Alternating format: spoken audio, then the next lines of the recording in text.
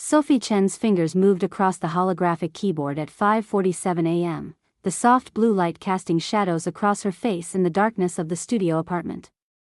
The translation software hummed in the background, a baseline tool that caught maybe 30% of what she needed.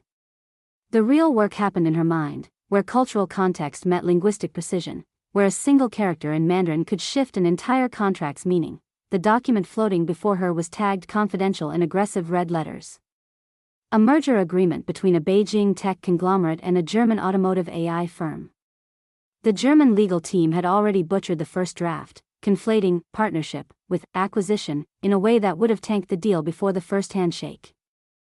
Sophie's fingers flew, correcting, contextualizing, adding marginal notes that explained not just what the words meant, but what they meant. Her personal earnings tracker, a simple app she'd coded herself, nothing fancy, pinged softly in the corner of her vision. The contact lens display was an older model, third generation, barely legal in most jurisdictions. But it worked. The number shifted, $3,200 added to her account. Project complete, payment processed automatically through the blockchain escrow, total account balance, $127,340. She blinked the display away and glanced at the bed, where Jake Morrison slept with one arm flung over his face, his breathing deep and even.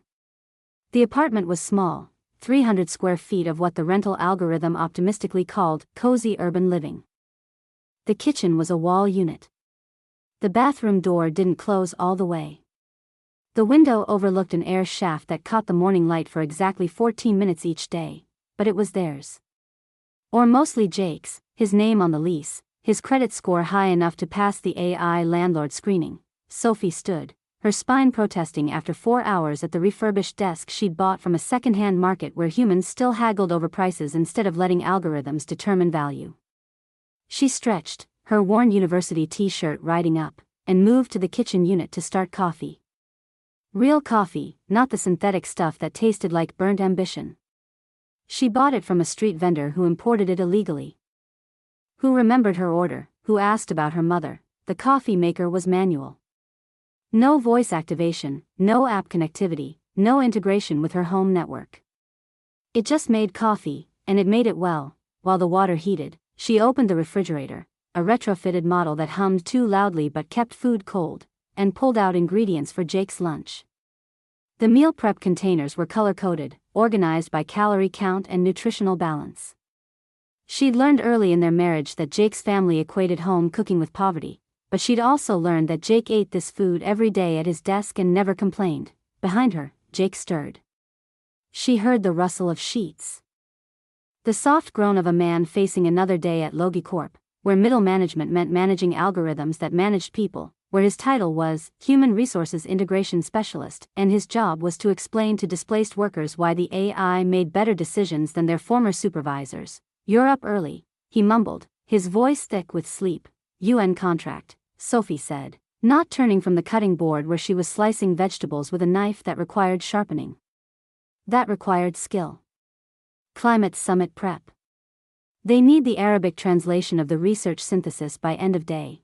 Jake appeared beside her, wrapping his arms around her waist, his chin resting on her shoulder. He smelled like sleep and the expensive body wash his mother had given him for Christmas. "Because your wife doesn't seem to understand quality products. How much are they paying?" he asked. "Enough." Sophie turned her head, kissed his cheek. "Go shower. You have that 8 a.m. Neuralink briefing." Jake groaned but released her, padding toward the bathroom.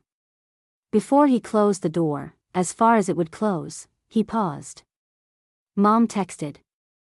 "Brunch on Sunday." She used 3 exclamation points and 4 heart emojis, so it's mandatory. Sophie's hands stilled on the knife. "Of course it is." The bathroom door clicked shut. The shower hissed to life, a sound-only shower, no holographic entertainment system. No temperature AI, no music synchronization. Just water and heat and the mold they couldn't quite eliminate in the corner. Sophie returned to her desk and pulled up her calendar. The holographic display expanded, color-coded and meticulously organized. Sunday at 11 a.m., Morrison Family Brunch. The entry had been there for 2 weeks, a recurring appointment that appeared monthly like a dental reminder, like a bill coming due. She minimized the calendar and opened her banking interface. The transfer history loaded, transactions flowing down the screen like a digital waterfall.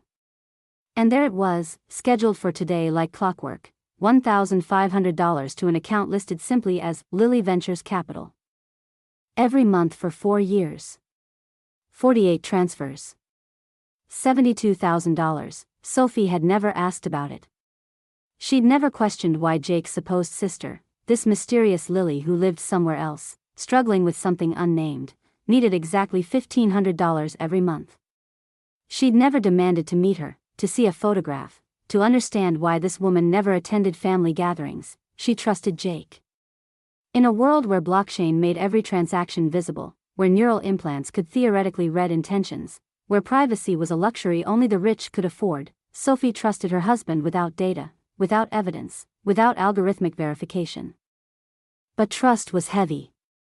And the weight of his family's contempt was heavier. Her contact lens display pinged. Incoming message from Dr. Aisha Mbuto, tagged priority. Sophie tapped her temple twice to open it.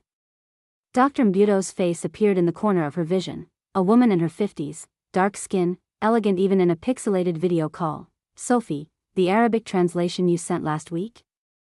The Saudi delegation specifically complimented the elegance of the phrasing. They said we sounded educated for once. Dr. Mbuto's smile was warm, genuine. You made us look good. Thank you, it's my job, Sophie said, aware that Jake was still in the shower, that she was talking to empty air like someone's grandmother who hadn't upgraded to subvocal speech. It's your gift, Dr. Mbuto corrected. I'm sending over the next round of documents. Same rates, the call ended. Another notification appeared, $8,500 deposited for the next phase of work. Sophie blinked the display away and stared at the wall of their apartment, off-white, scuffed, with a water stain that looked like a map of countries that didn't exist anymore. She was worth something. She knew that objectively, mathematically, financially. But knowing and feeling were different algorithms, and only one of them kept her awake at night. Sunday arrived with the inevitability of a programmed event, the kind that couldn't be postponed or deleted, only endured. Jake drove their car, a 12-year-old Honda with manual steering. No autopilot, no entertainment system beyond a Bluetooth speaker that crackled when the bass dropped. Sophie had offered to upgrade it once, back when a particularly lucrative contract had left her account swollen. Jake had refused. It runs, he'd said. That's enough, she'd loved him for that. Still did. But she wondered if he refused upgrades because he believed in simplicity, or because upgrading their visible life would require explaining to his family where the money came from. Catherine Morrison's house appeared at the end of a cul-de-sac like a monument to algorithm-approved success. The architecture was contemporary neoclassical, which meant it looked like every other expensive house in the district. Designed by AI to maximize property value and minimize offense. The lawn was maintained by robotic mowers that worked at 3 a.m., the hedges shaped by drones with precision-cutting lasers. The driveway could have accommodated 6 cars but held only 3, Brandon's Tesla Model Z with its distinctive vertical doors, and Margot's Mercedes with government-grade security features, and Catherine's Lexus, which she'd customized with a holographic paint job that shifted colors based on her mood. Today the car was champagne gold. Smug and self-satisfied, Jake parked on the street. Their Honda looked like a relic from a museum, a reminder of when humans still changed their own oil and checked their own tire pressure. Remember, Jake said, killing the engine, just a couple hours. Eat, nod, smile, and we're out. Sophie looked at him. You say that every month, and every month I mean it. He reached over, took her hand. His thumb traced her wedding ring, simple platinum, no smart features, no biometric tracking, no integrated payment system. Just a circle of metal that meant something to them and nothing to the world. They're going to ask about Lily, Sophie said. Jake's jaw tightened. They always do, and you'll give them the same answer, because it's the truth, is it? The question slipped out before Sophie could catch it. Jake turned to her, his expression carefully neutral. What's that supposed to mean? Sophie opened her mouth, then closed it. Not here. Not before entering his mother's house, where every conversation would be recorded by smart home systems that Catherine claimed were for security, but everyone knew fed her social media content algorithms. Nothing, Sophie said. Let's go. They walked up the driveway, their footsteps triggering sensor lights that illuminated their path with unnecessary theatricality. The front door was biometric. It scanned their faces before they could knock, cross-referenced their identities with Catherine's approved guest list, and swung open with a soft pneumatic hiss. Catherine Morrison stood in the foyer like a hostess in a lifestyle hologram. She was 58 but looked 40, thanks to weekly med spa appointments and a skincare regimen that cost more than Sophie's monthly rent. Her dress was designer, not replicated, not AI generated, but actually designed by a human whose name appeared in fashion databases. Her jewelry was subtle except for the smart bracelet on her right wrist, a device that monitored her vitals and automatically posted her health achievements to her social media accounts, darlings. Catherine's voice was pitched for maximum warmth while her face remained strategically Botoxed into pleasant neutrality. She air-kissed Jake's cheeks, then Sophie's, close enough to smell expensive perfume but not close enough to transfer makeup. Sophie, you're here. I love that dress. Is it vintage? The dress was from Target. Last season. Sophie had bought it because it fit and because she'd needed something for these monthly rituals that wouldn't show sweat stains. Just something simple, Sophie said, which was the only safe answer. Simple is so authentic, Catherine said, the word authentic delivered with the same tone one might use for quaint or unfortunate. She ushered them into the house, her heels clicking on Italian marble floors that were heated to exactly 72 degrees year-round. The living room was open concept, a term that meant the space was large enough to hold multiple distinct areas while maintaining sightlines that prevented private conversations. The furniture was uncomfortable by design, modernist pieces that looked sculptural but discouraged lingering. The wall facing the backyard was entirely glass, offering a view of the pool, the outdoor kitchen, and the social media content creation studio Catherine had built last year. Brandon Morrison stood by the bar, mixing something complicated that involved 3 types of alcohol and a garnish that had been freeze-dried and molecularly restructured for optimal aesthetic. He wore a suit without a tie, tech bro formal, and his smart watch was the newest model, the kind that required a waiting list and a credit check, baby bro. Brandon's voice boomed across the room. He strode over. His hand extended for a shake that would be too firm, too long, a dominance display disguised as greeting. Still at Logicorp? Heard they're doing another restructure.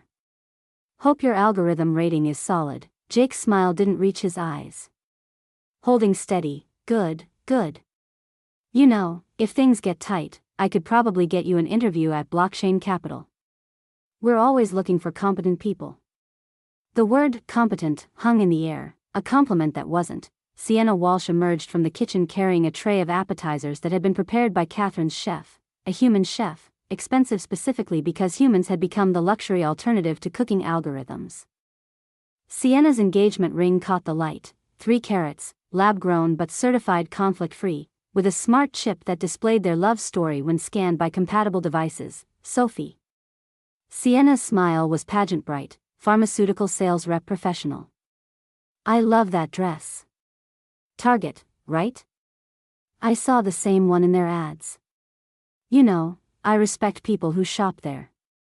It's so unpretentious, Sophie smiled back, a muscle movement that involved her mouth but nothing deeper. Thank you, you're welcome. Here, have a canopy. They're molecular gastronomy, Brussels sprouts and truffle oil, but restructured into something that actually tastes good.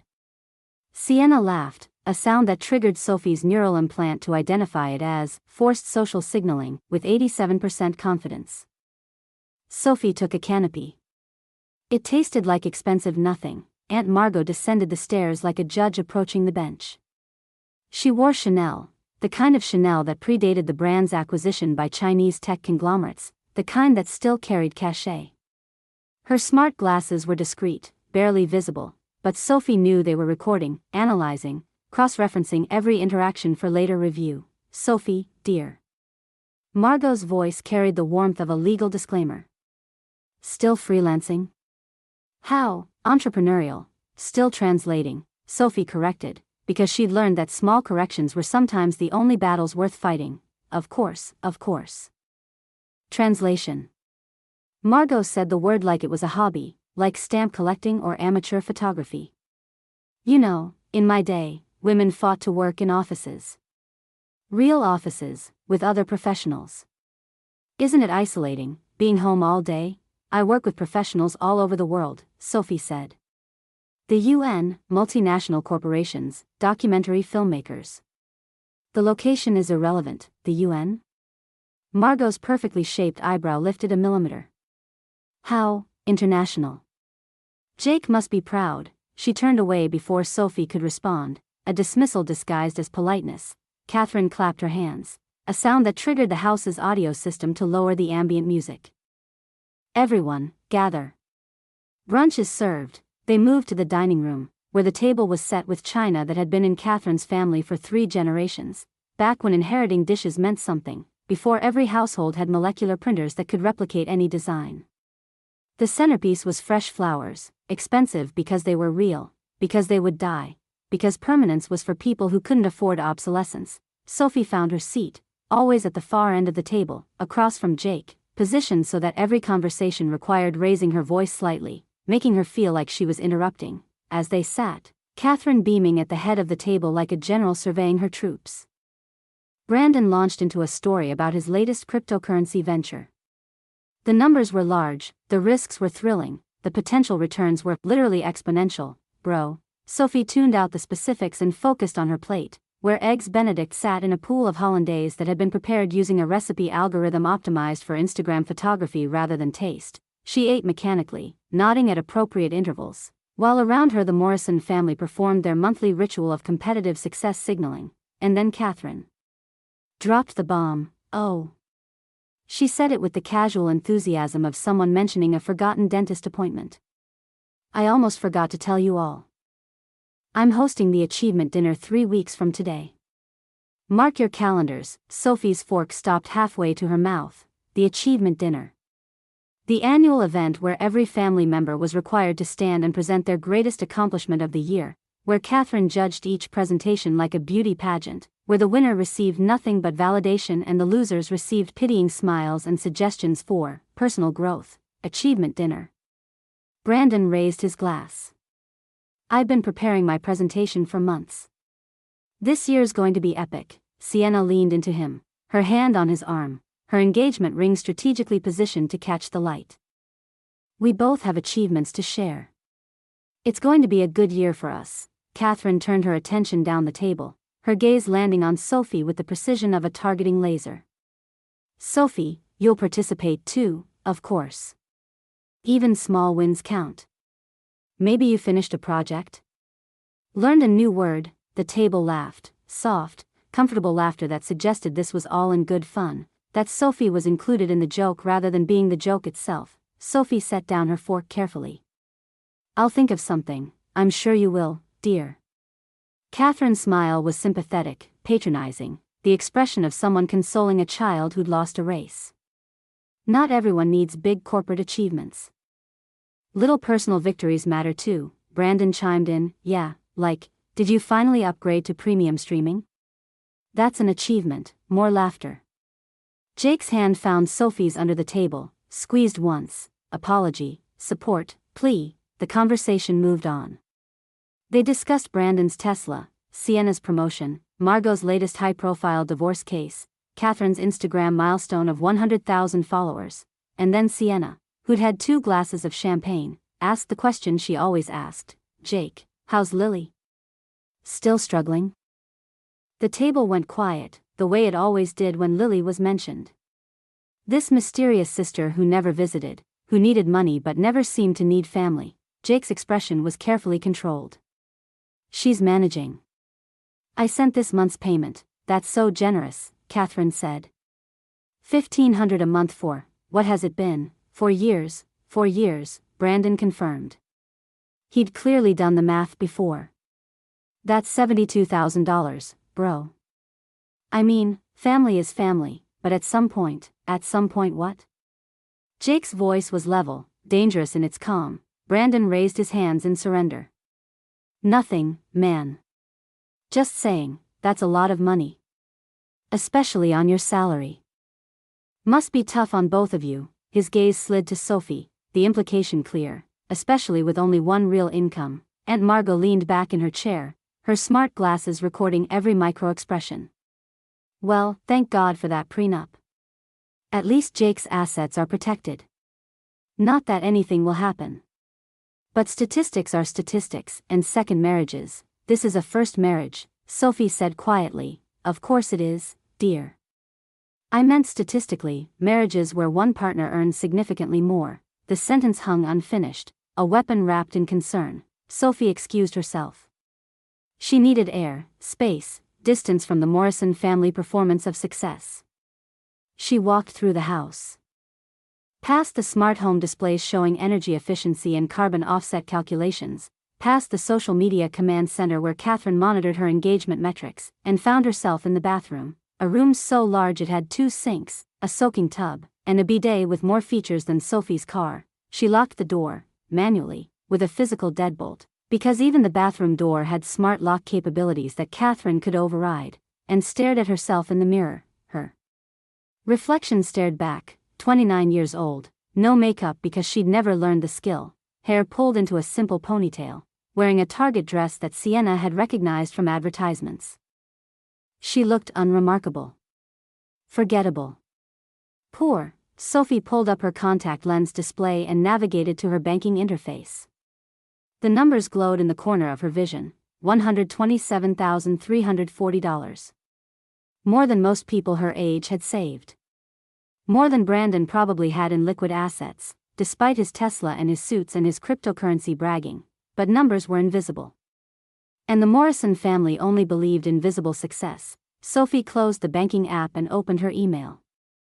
3 new messages, a contract offer from a corporate law firm that needed Chinese translation, a follow-up from Dr. Mbuto about the climate summit, and a payment notification from Marcus Huang at Netflix, $15,000 for consultation work on the documentary series. She read Marcus's note. Your cultural insight saved us from at least a dozen mistakes. Worth every penny. Sending you the next episode scripts this week, worth every penny. Sophie closed her eyes and leaned against the marble counter. The bathroom was silent except for the soft hum of the smart toilet analyzing its last user's health data. She thought about Jake's monthly transfer to Lily. She thought about the achievement dinner. She thought about 3 more hours of this brunch, of pitying smiles and backhanded compliments and the slow erosion of her sense of self-worth, and she made a decision. She would attend the achievement dinner. She would stand in front of the Morrison family. And she would speak, but first, she needed to know the truth about Lily. Sophie opened a new browser window in her contact lens display, accessing the kind of search tools that weren't strictly legal but weren't quite illegal either, the databases that still required human intuition to navigate, where algorithms couldn't quite connect all the dots. She typed, Lily Ventures Capital. The search results loaded slowly, deliberately, like the internet itself was reluctant to reveal this particular secret, and there it was. A minimal corporate website. No staff listings. No photographs. Just an address, a registration number, and a founding date, 6 years ago. Sophie cross-referenced the registration. The founder's name appeared, Lillian Chen. Her hands froze. Chen.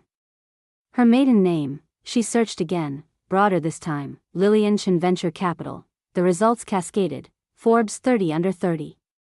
TechCrunch features. Wall Street Journal profile. Investment portfolio worth an estimated $50 million. Sophie's heart hammered against her ribs.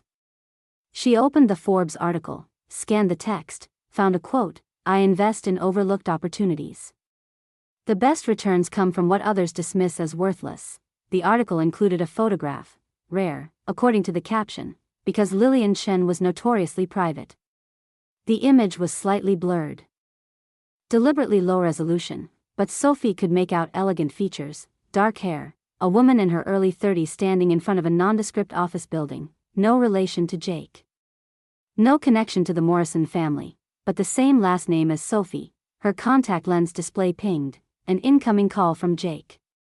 She blinked it away, not ready to talk, not ready to explain why she was in the bathroom for 15 minutes researching his monthly money transfers. Another search, Lillian Chen Anonymous Donations Education Medical. The results were fragmented, carefully obscured, but the pattern emerged.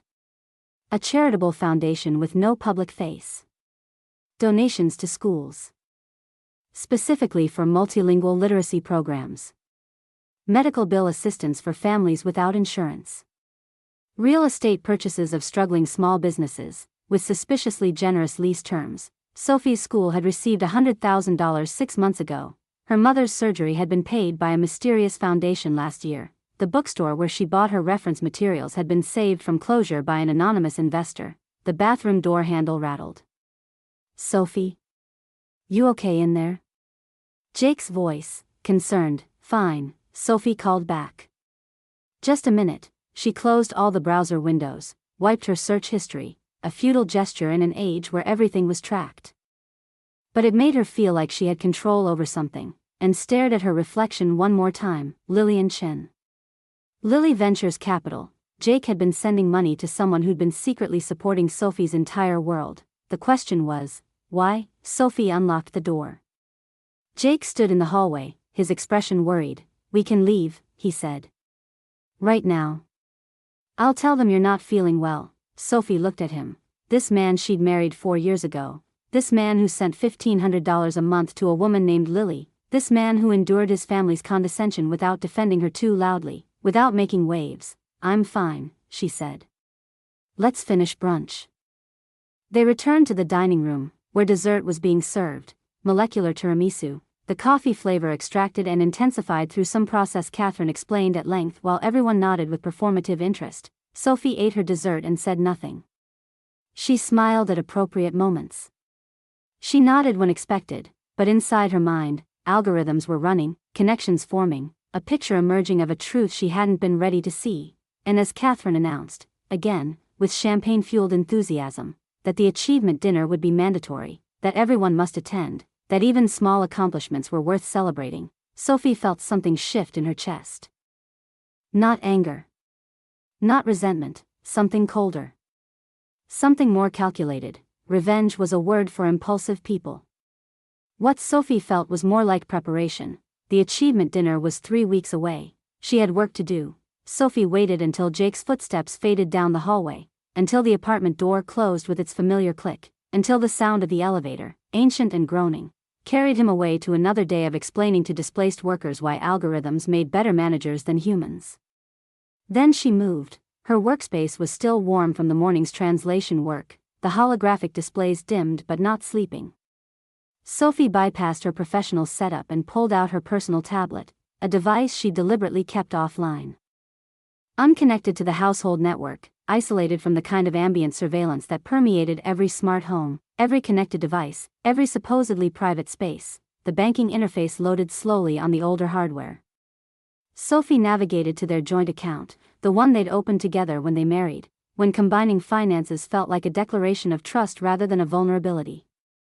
The transaction history scrolled past, utilities, groceries, her modest business expenses, Jake's work lunches, and there, like a monthly heartbeat, $1,500 to Lily Ventures Capital LLC. Sophie had seen these transfers hundreds of times over 4 years. She'd never questioned them. Never demanded explanations, never violated the trust that Jake had placed in her by simply accepting his word that Lily needed help. But trust, Sophie had learned, was different from willful ignorance. She tapped the transfer destination, pulling up whatever public information the banking system would release. Account holder, Lily Ventures Capital LLC. Registration state, Delaware. Account type, business. Nothing else. No address, no contact information, no breadcrumb trail for a suspicious wife to follow. Sophie opened a browser window and searched, Lily Ventures Capital. The results were sparse, deliberately minimal. A corporate website that looked like it had been designed by someone who understood that true wealth didn't need flashy interfaces. The homepage was stark white with black text, Lily Ventures Capital, strategic investments in overlooked opportunities. A contact form. A P.O. box address. Nothing else, no staff directory. No founder biography. No portfolio listings. No social media integration. It was the kind of website that said, if you need to ask who we are, you're not important enough to know. Sophie pulled up a business registration database. the kind that required a small fee and a declaration that you were conducting legitimate research. She paid the $12 and entered the LLC name. The registration details appeared: Lily Ventures Capital LLC, founded 6 years ago. Primary business activity: venture capital and strategic investments. Registered agent: a law firm in Delaware that specialized in privacy-focused corporate structures. And the founder's name: Lillian Chen. Sophie's hands froze above the holographic keyboard. Chen. Her maiden name. The coincidence was too specific to be accidental. Chen was common enough in the global population database, but combined with Lily, a nickname that felt personal, chosen, and connected to Jake's monthly transfers, Sophie searched again, broader this time: Lillian Chen Venture Capital. The results loaded and Sophie's breath caught in her throat. Forbes 30 under 30. TechCrunch profile. Wall Street Journal feature. Bloomberg interview. Fortune magazine ranking: Lillian Chen, venture capitalist, worth an estimated $50 million, known for finding undervalued investments that others overlooked, famous for her reclusiveness and refusal to participate in the usual Silicon Valley performance of wealth. Sophie clicked on the Forbes article. The photograph was deliberately low resolution, slightly out of focus. Lillian Chen standing in front of a nondescript office building, her face partially obscured by shadow. But Sophie could make out elegant features, dark hair pulled back simply. An expression that suggested intelligence without arrogance. The article was 3 years old.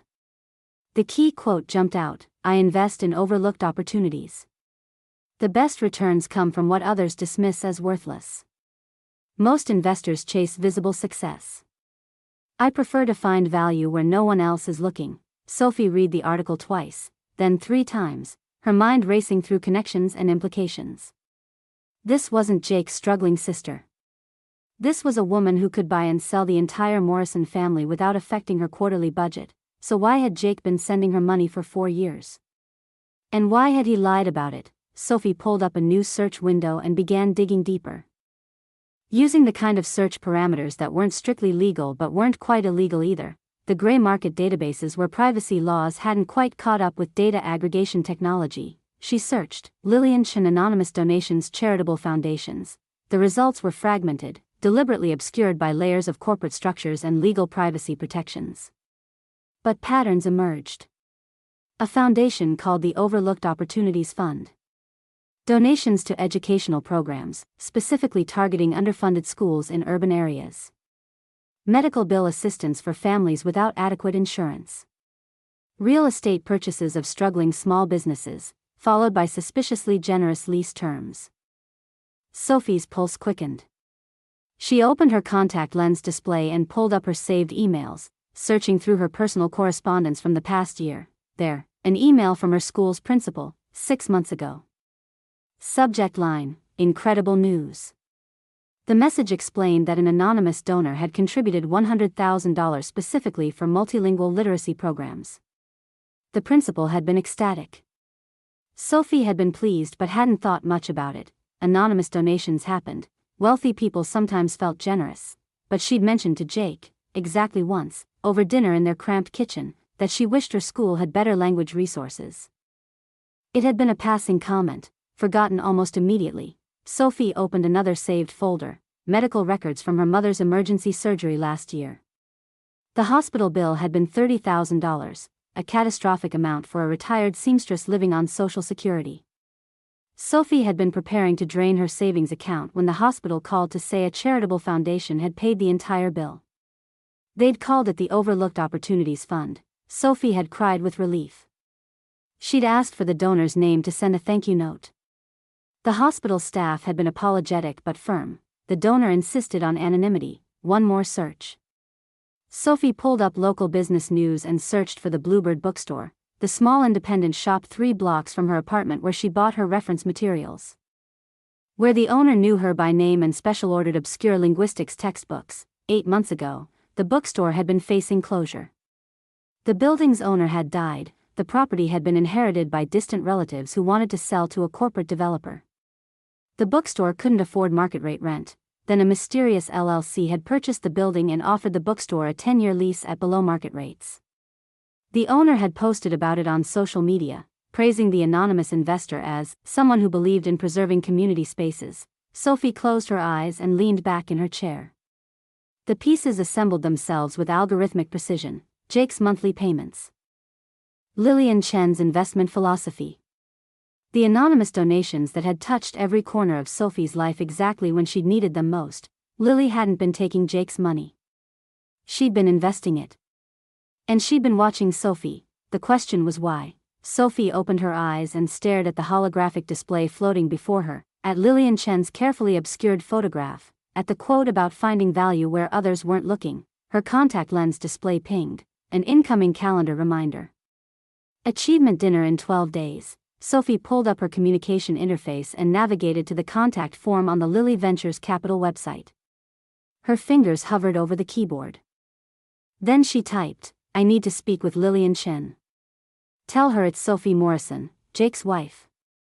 Tell her I know what she's been doing." She hit send before she could second-guess herself.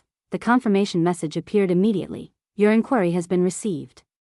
Someone will contact you within 24 hours. Sophie closed all the windows, wiped her search history, a futile gesture but one that made her feel like she had control over something, and sat in the quiet apartment, listening to the hum of the refrigerator, the distant sound of traffic, the rhythm of her own heartbeat. Her contact lens display pinged again. Unknown number. Audio only, Sophie answered. "Yes, Ms. Morrison." The voice was professional, female, efficient. "Ms. Chen will meet with you tomorrow at 2 p.m. Bluebird Cafe on Sterling Street. Come alone." The call disconnected before Sophie could respond. The Bluebird Cafe occupied the ground floor of a converted brownstone in a neighborhood that tech companies hadn't yet gentrified. The exterior was brick, the windows were actual glass instead of smart displays, and the sign above the door was hand-painted, slightly faded, deliberately imperfect. Sophie arrived 10 minutes early. She dressed carefully, jeans that actually fit instead of her usual worn comfortable pair, a simple blouse she'd owned for years but rarely wore, shoes that were practical but not obviously cheap. She debated wearing the expensive outfit she'd been planning for the achievement dinner but decided against it. This meeting required authenticity, not performance. The cafe interior was exactly what its exterior promised: mismatched furniture, actual paper books on shelves, a chalkboard menu written in human handwriting, the smell of real coffee beans being ground by a machine that required human operation. No holographic menus. No tableside ordering tablets. No ambient surveillance beyond a basic security camera pointed at the register. It was the kind of place that existed in defiance of algorithmic optimization, that survived because enough people valued the imperfection of human service. Sophie ordered an Americano from a barista with visible tattoos and an undercut hairstyle that would have horrified Catherine Morrison. She paid with physical currency, bills and coins, the kind of money that didn't track spending patterns or feed marketing algorithms. Then she spotted her. Lillian Chen sat in the corner booth, partially obscured by a structural column. She wore jeans, dark, well-fitted but not designer obvious, and a cashmere sweater in deep gray. Her hair was pulled back in a simple ponytail. No visible jewelry except a watch that Sophie recognized as a vintage Omega, the kind that actually required winding, that told time without connecting to satellites or tracking movement patterns. She was reading a physical book. Paper pages, cloth binding, the kind of object that existed purely to convey information without any additional functionality. Lillian looked up as Sophie approached. Her eyes were dark, intelligent, assessing without judgment. She smiled, genuine warmth without performance. "Sophie." She said the name like they were old friends, like this meeting had been inevitable. "I've been waiting 4 years for this conversation." Sophie slid into the booth across from her, setting her coffee down carefully. "You've been taking money from my husband, actually," Lillian said, closing her book and setting it aside. "I've been investing it. Would you like to see the portfolio?" She pulled a tablet from the messenger bag beside her, sleek but not ostentatious, a professional tool rather than a status symbol, and slid it across the table. Sophie looked down at the screen. The interface was simple, direct, displaying information without decorative flourishes. Morrison Investment Account holder, Jake Morrison, primary, Sophie Chen Morrison, beneficial owner, initial investment, $72,000, monthly contributions, $1,500 x 48 months, current value, $847,340, primary holdings, TechStart Medical AI, $180,000, acquired pre-IPO, current value, Sustainable Urban Housing LLC, $210,000, International Translation Services Co-op, $95,000, Educational Technology Ventures, $150,000, Green Energy Microgrid, $125,000, miscellaneous holdings and liquid assets, $87,340. Sophie's hands shook as she scrolled through the detailed breakdown. Each investment was accompanied by notes explaining the reasoning, the risk assessment, the projected returns.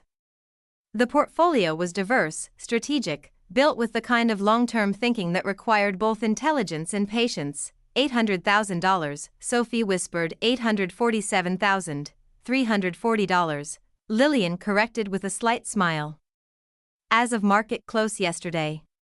The Translation Services Co-op has been particularly profitable. Language services are increasingly valuable in a fractured global economy. Sophie looked up from the tablet. Why did I invest Jake's money successfully? Because that's what I do. I'm quite good at it, no. Sophie pushed the tablet back across the table. Why did Jake come to you? Why the secrecy? Why pretend you're his struggling sister? Lillian leaned back in the booth, her expression shifting from professional to something more personal. Your husband is smarter than his family gives him credit for. 4 years ago, he contacted me through my website. He said he wanted to invest in the future but couldn't tell his family. They'd either mock him for wasting money or demand a share of the returns. He wanted to build something real in a family that only values appearance. She paused, her fingers tracing the edge of her coffee cup. He also said he'd just married a woman who was too good for his family, and he wanted to make sure you'd be financially secure even if everything else fell apart. He chose you over their approval every single month. Sophie. That $1,500 could have gone toward a bigger apartment in a better neighborhood, toward a car that didn't require manual steering, toward all the visible status markers his family worships. Instead, he invested it in you. Sophie's throat tightened. But why the lie about you being his sister? Because I wanted to see what kind of woman he'd married. Lillian's voice was matter-of-fact, not apologetic.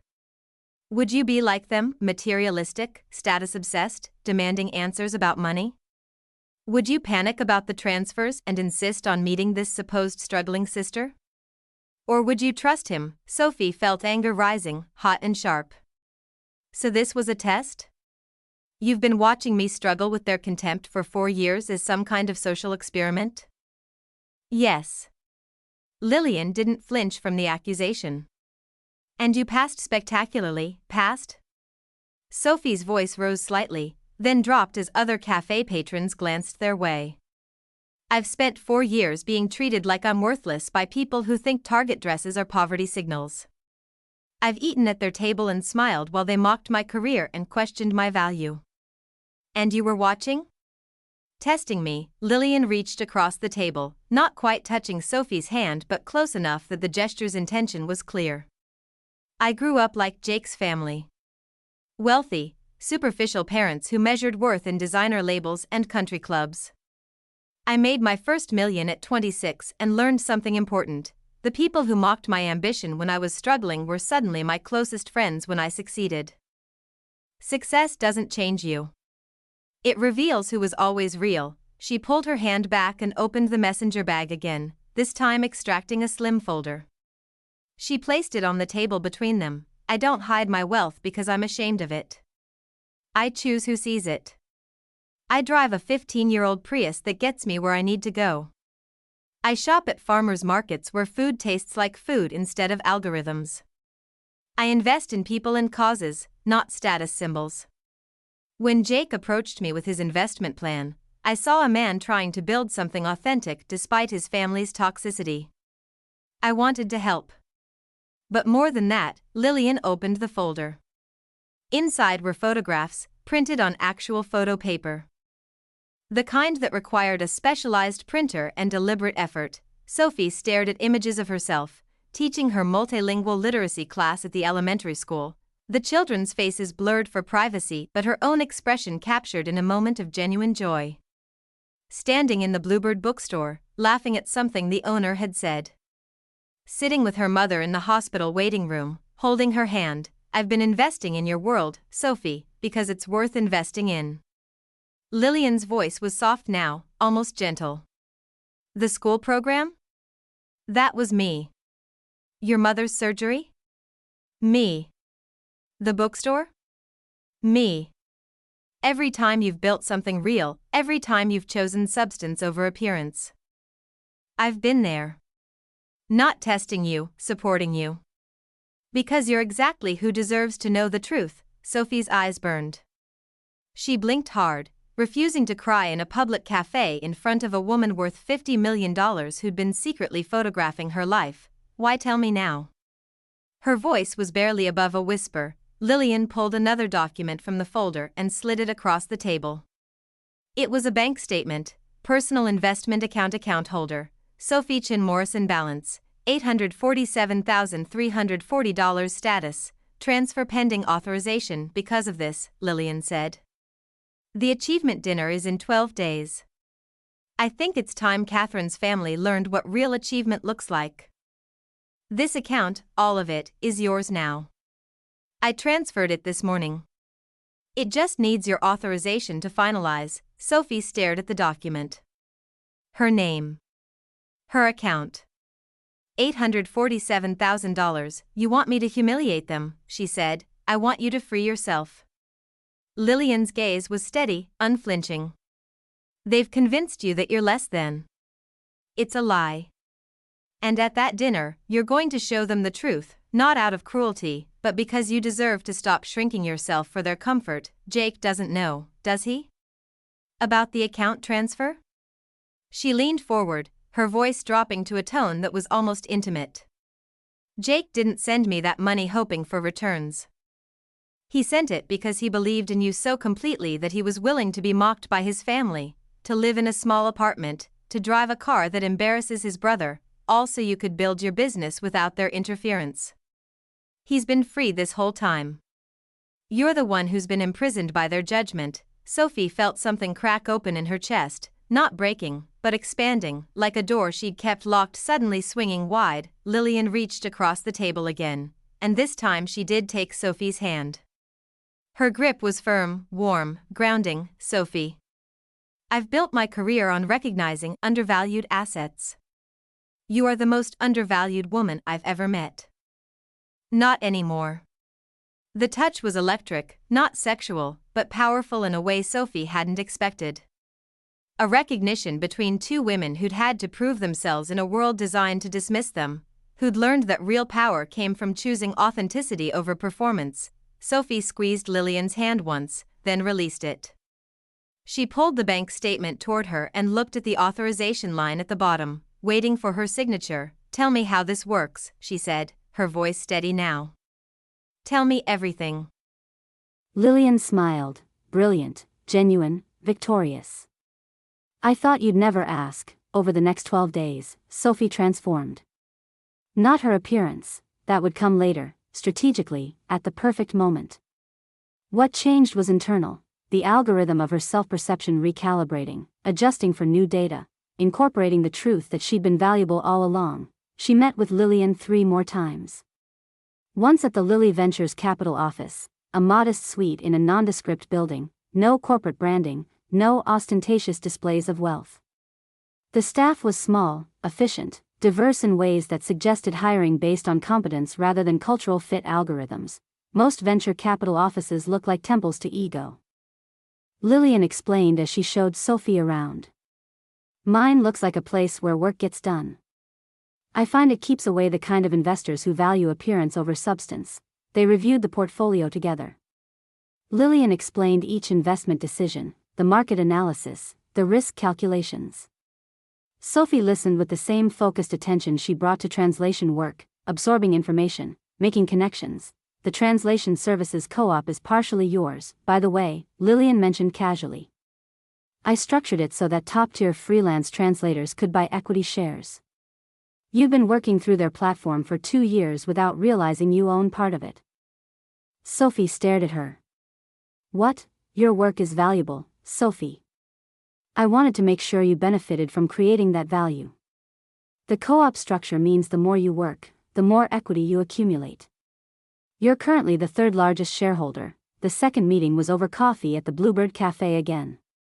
Lillian brought her tablet and showed Sophie research she'd compiled on Catherine Morrison's wellness influencer business. Her Instagram follower count is real, Lillian said, scrolling through analytics data.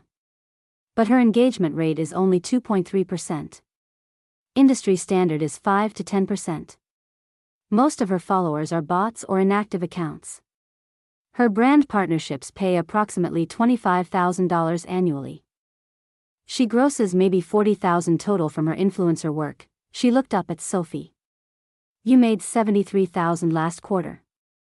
From pajamas, Sophie felt something like satisfaction, like vindication, but cleaner, less about proving Catherine wrong and more about proving herself right. The third meeting was at Sophie's apartment. Lillian arrived carrying a garment bag and a bottle of wine that probably cost more than Sophie's monthly rent. The achievement dinner requires the right costume, Lillian said, hanging the garment bag on the back of the bathroom door.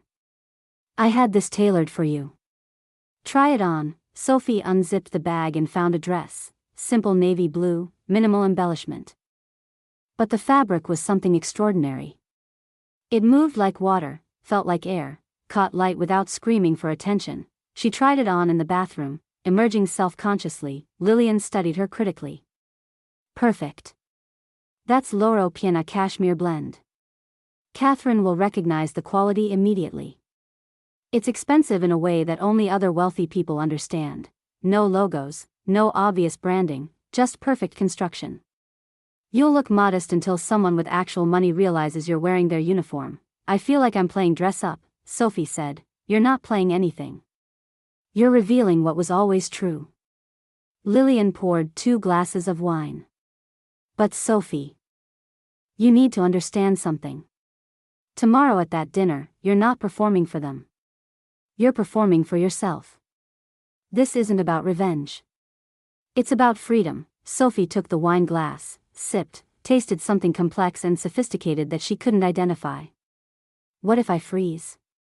What if I can't go through with it? Then you don't. The money is yours regardless. You could walk away tomorrow, never see them again, live your life exactly as you choose. But I don't think you will. Why not? Lillian smiled. Because you're tired of being small.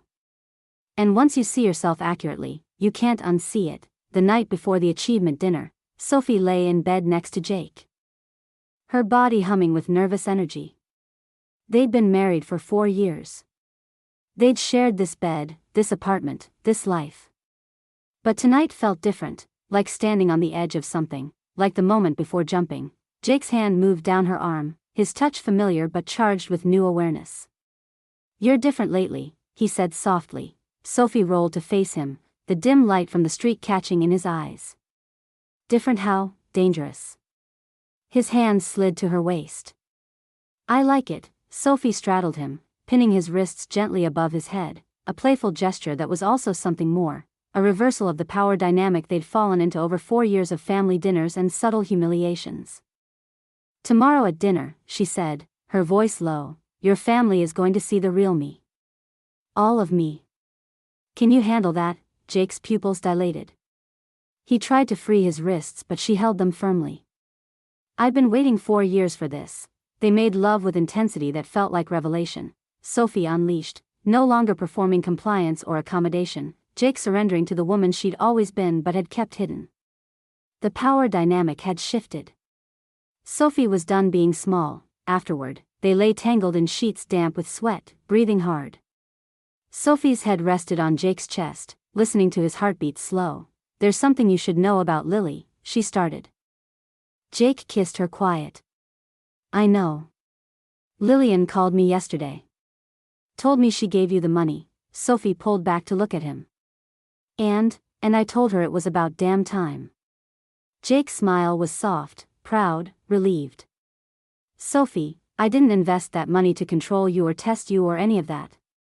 I did it because I watched my family destroy everyone who wasn't exactly like them. I didn't want you to need them for anything. I wanted you to be free. Why didn't you tell me? Because if I'd told you, you would have felt obligated. You would have worried about returns instead of building your business. And Lillian was right. We needed to know you'd trust me without explanations, that you'd choose our life over their approval even when it was hard. He ran his fingers through her hair. You did. Every month. Every family dinner. Every time they mocked you and you stayed quiet, not because you were weak, but because you were strong enough not to need their validation. Sophie felt tears threatening again. Tomorrow, I'm going to destroy them. No, Jake said firmly. Tomorrow, you're going to free us both. They fell asleep like that, wrapped together in the small apartment that had never been about poverty, only about choosing what mattered. Sophie's last thought before sleep was of the dress hanging in the bathroom, of the bank account with her name on it, of Lillian Chen's words, "You're not playing anything. You're revealing what was always true." Tomorrow, the Morrison family would learn what real achievement looked like. Tomorrow, Sophie Chen Morrison would stop being invisible. Catherine Morrison's dining room had been transformed into a stage set for her personal reality show, one that broadcast only to family members but required the production values of a primetime drama. The table stretched beneath a chandelier that had cost more than most people's annual salary, each crystal element individually selected by an AI interior designer that specialized in aspirational luxury. Candles flickered in holders that adjusted their flame height based on ambient temperature and aesthetic optimization algorithms. The place settings were bone china, real. Inherited, the kind that survived 3 generations because people cared about objects that couldn't be replicated by molecular printers. Name cards sat at each position, handwritten in elegant calligraphy by someone Catherine had hired specifically for this purpose. Sophie's card was at the far end of the table, where she always sat, where her voice would have to carry over conversations, where she could be easily overlooked. But tonight, Sophie didn't mind the distance. Tonight, distance would work in her favor. She stood in Catherine's marble foyer wearing the Loro Piana dress Lillian had given her, navy blue cashmere that moved like water, that caught light without demanding attention, that announced wealth in a language only the wealthy understood. No logos. No obvious branding. Just perfect construction and fabric that cost $300 per yard. Jake stood beside her, his hand warm at the small of her back. He wore a simple suit, not expensive, but well-fitted, the kind of clothing that suggested a man who didn't need fashion to define him. He'd been quiet during the drive over, his jaw tight. His fingers drumming against the steering wheel of their ancient Honda. "You can still change your mind," he'd said as they'd pulled into Catherine's circular driveway, parking on the street as always.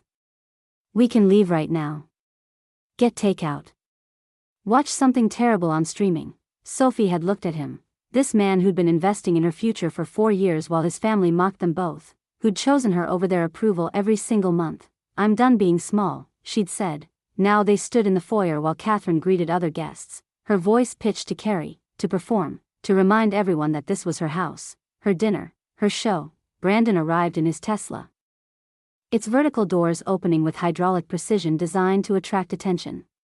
He wore a suit that probably cost more than Jake's monthly salary, with a smart fabric tie that changed patterns based on his heart rate, currently displaying aggressive geometric shapes that suggested confidence bordering on arrogance. Sienna emerged from the passenger side in a dress that had been featured in fashion algorithm feeds, something that trended because influencers wore it, because it photographed well, because it announced its own expense.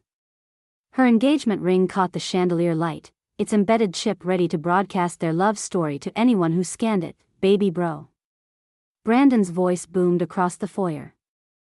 He pulled Jake into a hug that was too tight, too performative, a dominance display disguised as affection. "Ready for achievement night? I've been preparing my presentation for months. It's going to be epic." His eyes slid to Sophie, dismissing her outfit with a glance that didn't quite register its quality. To Brandon, Sophie was still the woman in Target dresses, still the wife who worked from home in pajamas, still invisible. Sophie smiled, small, controlled, giving away nothing. Aunt Margot descended the stairs like a judge approaching the bench, wearing Chanel that predated the brand's corporate acquisition, carrying her authority like a weapon. Her smart glasses recorded everything. feeding data to analysis algorithms that would later help her strategize, optimize, dominate. Sophie, dear. Margot's voice carried the warmth of a legal contract. I love your dress. Is it new? You look almost presentable. Thank you, Margot. Sophie's voice was steady, unrevealing. You look exactly the same. The subtle insults sailed past Margot, who interpreted consistency as a compliment rather than stagnation. Catherine appeared in the dining room doorway, backlit dramatically, wearing a gown she'd rented from a luxury service but would never admit wasn't purchased. She'd hired a photographer, ostensibly to capture family memories, but really to generate content for her Instagram feed. Where authenticity was measured in engagement metrics and validation came in the form of heart-shaped reactions. Everyone. Dinner is served. Catherine's voice triggered the house's audio system to emit a soft chime, a Pavlovian signal that it was time to perform. They filed into the dining room. Sophie found her place card at the far end of the table, where she'd expected it. Jake sat across from her, his expression carefully neutral but his eyes warm, supportive, proud, and then the doorbell rang.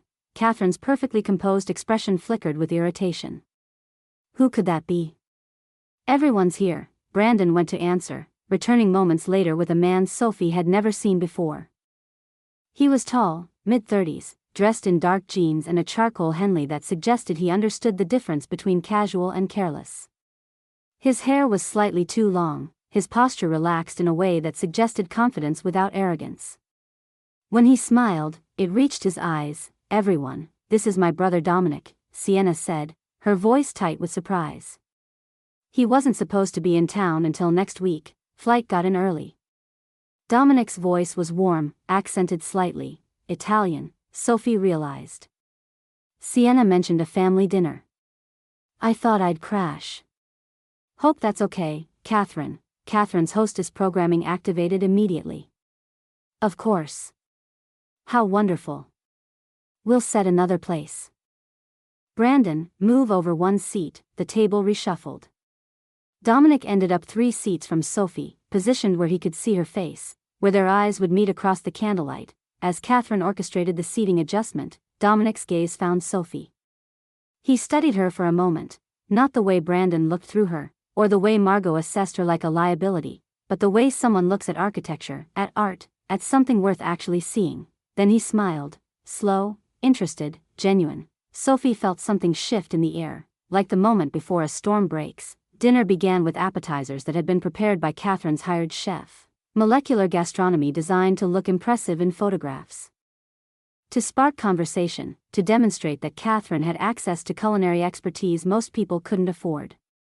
The food tasted like expensive nothing, all presentation and no substance. Dominic took a bite of something that had been deconstructed and reconstructed into geometric shapes, then set down his fork. Interesting, he said, in a tone that suggested the word meant something entirely different. Sienna shot him a warning look. Dom appreciates traditional cooking, she said to the table, her voice apologetic.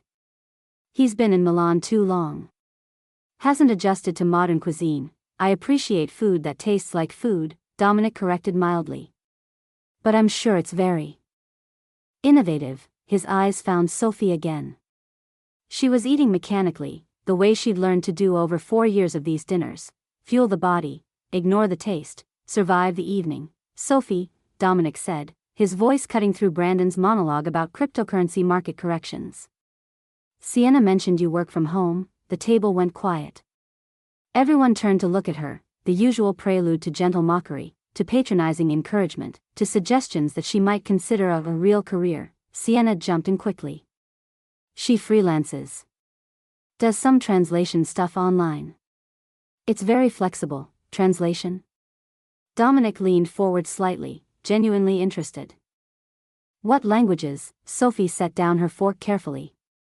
She felt Jake's attention across the table, felt the weight of Lillian's voice in her memory. You're not performing for them. You're performing for yourself. Mandarin, Arabic, Farsi, Korean, and Spanish, Sophie said. Specializing in technical and diplomatic contexts, Dominic's eyebrows rose.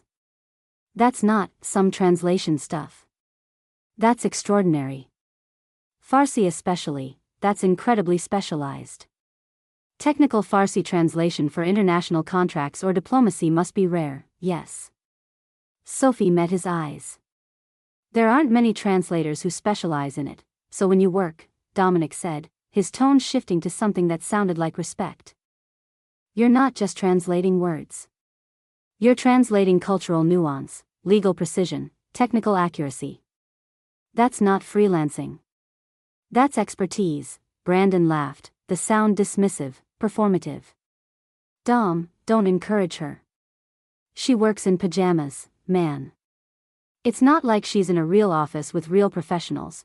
Dominic finally broke eye contact with Sophie to look at his future brother-in-law. From home?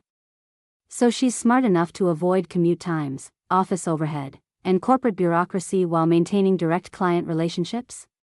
He turned back to Sophie, his smile slight but significant. That's not lack of ambition. That's strategic. He raised his wine glass, a gesture that was somehow both casual and deliberate. I'm designing a cultural center in Milan right now. Museum, library, community spaces.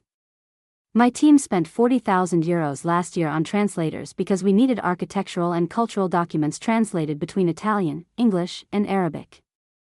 And we still got things wrong because we couldn't find anyone who understood both the technical language and the cultural context. He paused, his gaze holding Sophie's. What's your rate for technical translation? The question hung in the air. This wasn't how achievement dinners worked. Sophie was supposed to be the object of pity, not professional consultation. Catherine started to speak, probably to redirect the conversation, to protect Sophie from embarrassment. But Sophie spoke first. It depends on complexity, she said, her voice steady, clear. Technical translation for architecture, legal documents, medical texts, that runs $150 to $300 per hour. Rush jobs or diplomatic work requiring security clearance runs higher. Brandon choked on his wine. Per hour, that's actually reasonable for specialized work, Dominic said, unbothered by his future brother-in-law's reaction. What was your biggest project this year? Sophie looked at Jake. He nodded, once, deliberately. Show them. I was the lead translator for the United Nations Climate Summit negotiations, Sophie said. 3 languages, English, Mandarin, and Arabic. 6 weeks of around-the-clock work during the conference. The Saudi delegation specifically complimented the elegance of the phrasing, silence. Complete, absolute silence. Aunt Margot's smart glasses flickered, recording, analyzing, recalculating. The United Nations? Catherine's voice was faint, and I consulted on a Netflix documentary series about Middle Eastern archaeology, Sophie continued. She felt something opening in her chest, not anger. Not vindication, just truth finally being spoken. That was fascinating. Got to work with historians from 4 countries. The cultural context made all the difference in how we presented the material. Brandon stared at her like she'd started speaking in one of her 5 languages. Netflix? Like, the actual streaming service? Yes. They hired me through a referral from a previous client. Sophie took a sip of wine, expensive wine, she realized, the kind Catherine only served when she wanted to impress. The production team was very professional. They understood the value of accurate translation. Dominic was grinning now, wide, delighted, like someone watching a performance they'd been hoping to see. So let me get this straight. While everyone in this room assumed you were unemployed, you were working for the United Nations and Netflix? In pajamas, Sophie allowed herself a genuine smile for the first time in 4 years of achievement dinners. The pajamas are non-negotiable. Comfort enhances productivity. Dominic burst out laughing, real laughter, unrestrained and warm, the kind that filled a room and made other people want to join in. Then he stood, pushing back his chair with deliberate casualness, and walked around the table to Sophie's end. He extended his hand. Dance with me, he said. Sophie blinked. There's no music, humor me. I think you've earned a celebration. She glanced at Jake, whose expression was somewhere between amused and aroused. He nodded slightly. Go ahead. Sophie took Dominic's hand. He pulled her to her feet gently, his other hand settling at her waist with the kind of confidence that suggested he'd done this before, that he understood the language of bodies and boundaries. They swayed to imaginary music in Catherine's pristine dining room, under the algorithmic chandelier, while the Morrison family watched in stunned silence. "You know what's truly attractive?" Dominic said, his voice low but carrying to the table. "Competence. The quiet kind that doesn't need Instagram posts or lease Teslas or designer labels. The kind that makes 6 figures in pajamas while everyone assumes you're failing." Sophie felt heat rising to her cheeks, not embarrassment, but something else. Power. Recognition. "The electricity of being seen, your trouble," she said quietly. "So are you." Dominic's smile was slow, appreciative.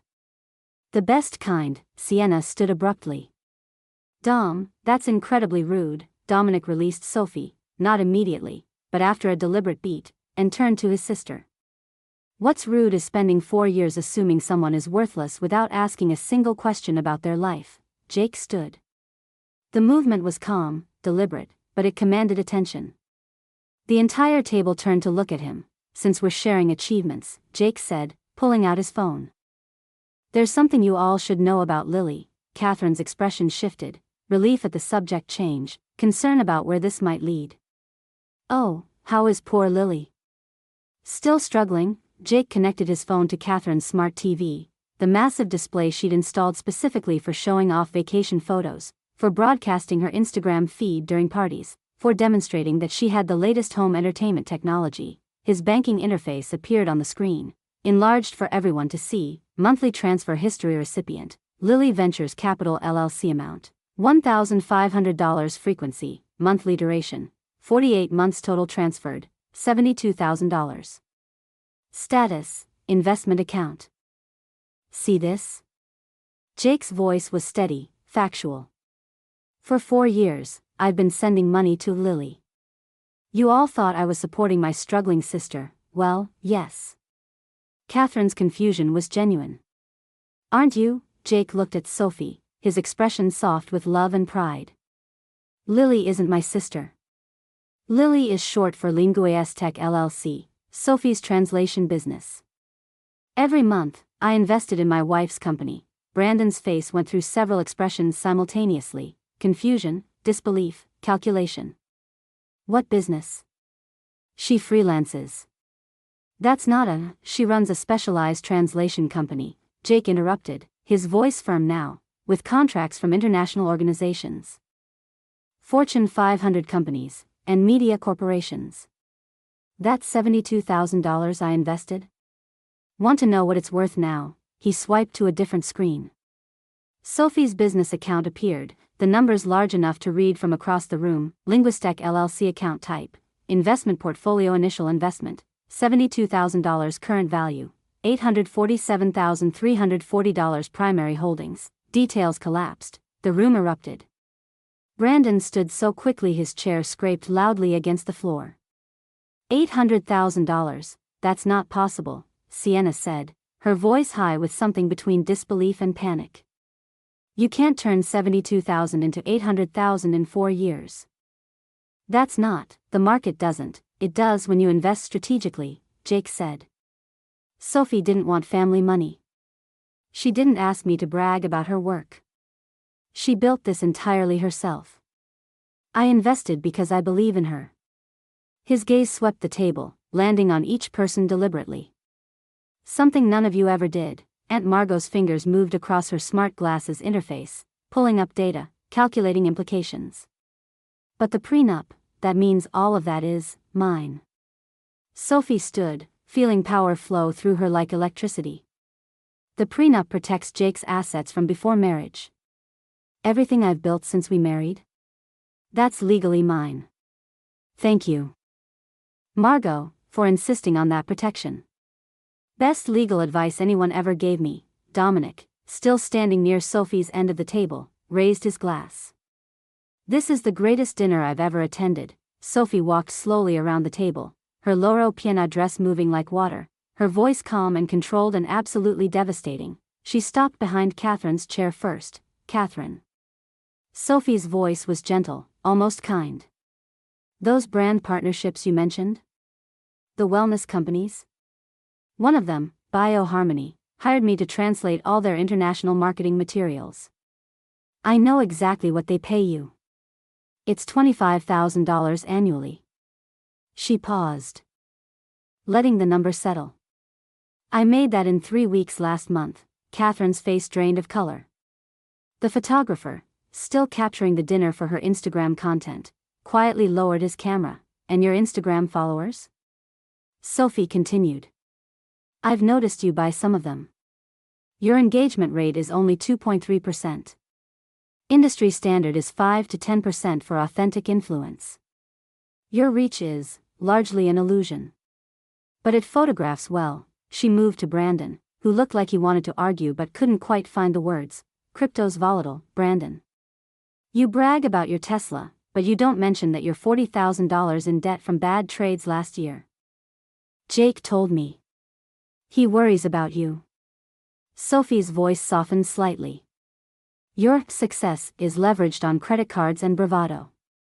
My success is diversified across 7 revenue streams with actual returns. Your Tesla will depreciate 40% in 3 years. My business appreciates daily. How dare you? Brandon started. I dare because I'm done being silent. Sophie moved to Sienna, whose expression had shifted from defensive to something like fear. Sienna. $240,000 is genuinely impressive. I mean that. But it required 60-hour weeks, constant travel, management stress that's destroying your cortisol levels. I can see it in your face. I made $310,000 last year working 30 hours a week from my couch. I'm home for dinner every night. I have work-life balance. You have burnout wrapped in a designer handbag. Sienna's mouth opened. Nothing came out. Sophie stopped at Margot's chair. That prenup you insisted on? It's the best thing that ever happened to me. It means my assets are protected from Jake's family. And after tonight, I think we all know why that matters. She returned to her end of the table, standing behind her chair, looking at each person deliberately. For 4 years, I've sat at this table and let you mock me.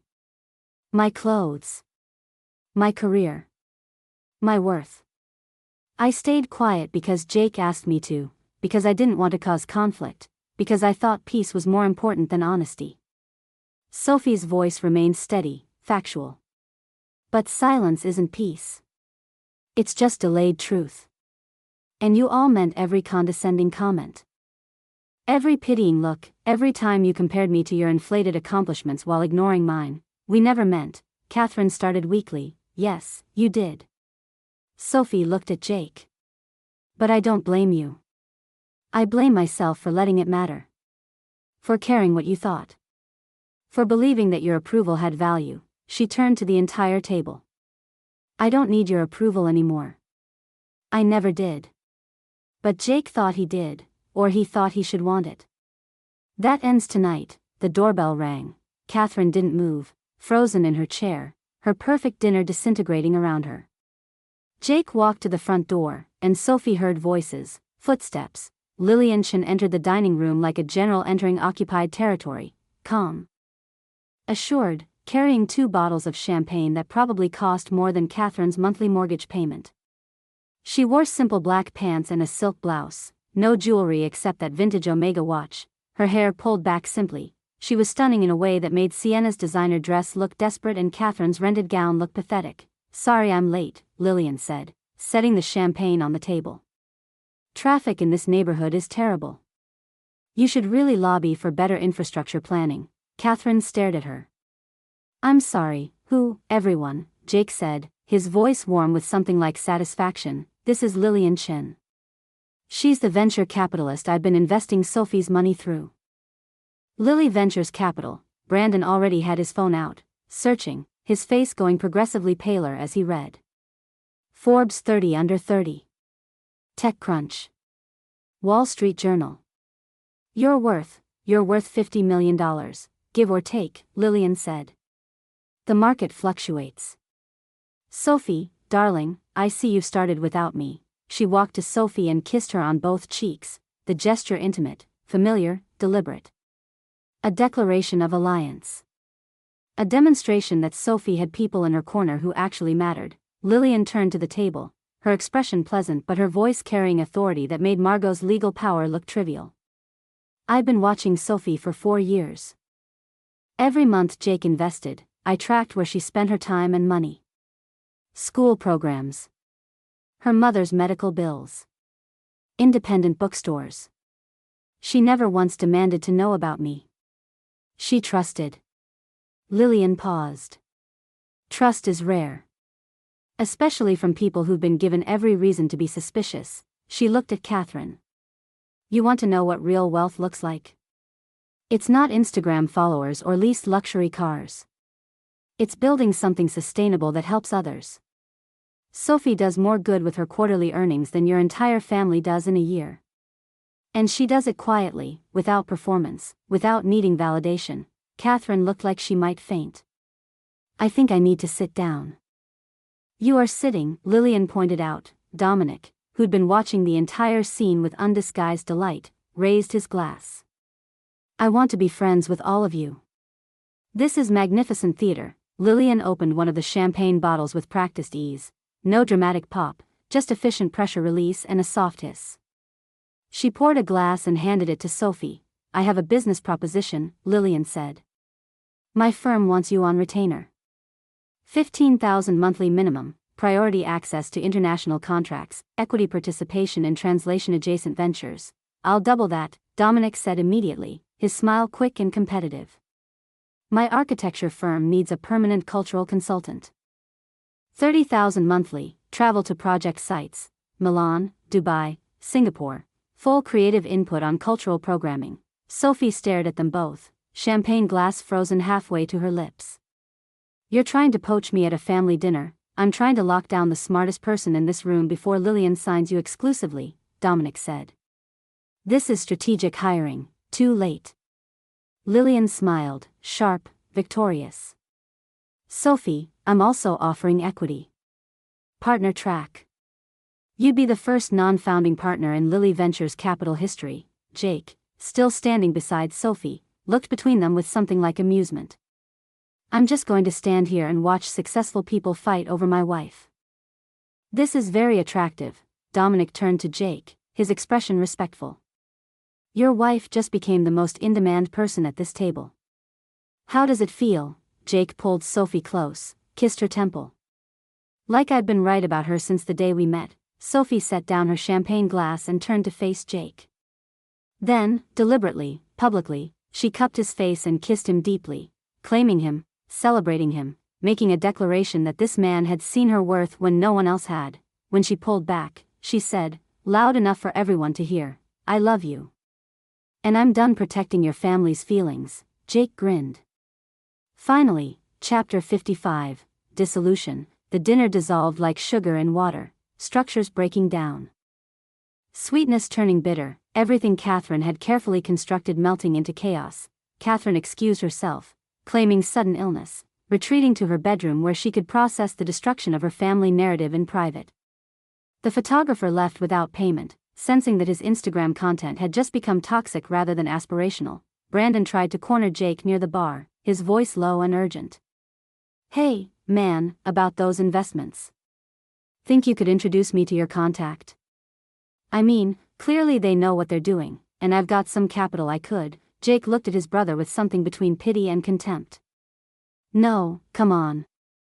We're family." Family asks about someone's life before assuming they're failing. Family supports each other instead of performing superiority. You're related to me by genetics, Brandon. But you're not my family." He walked away, leaving Brandon standing alone by the bar with his Tesla key fob and his smart fabric tie displaying chaotic patterns that suggested rising panic. Sienna pulled Sophie aside in the hallway, her voice trembling. "I'm so sorry. I didn't know. If I'd known you were, that you had, would never have, you would have acted exactly the same," Sophie said, not unkindly. "You would have just hidden it better. But Sienna, I'm not interested in your apology. I'm interested in you learning that people have value beyond what's visible.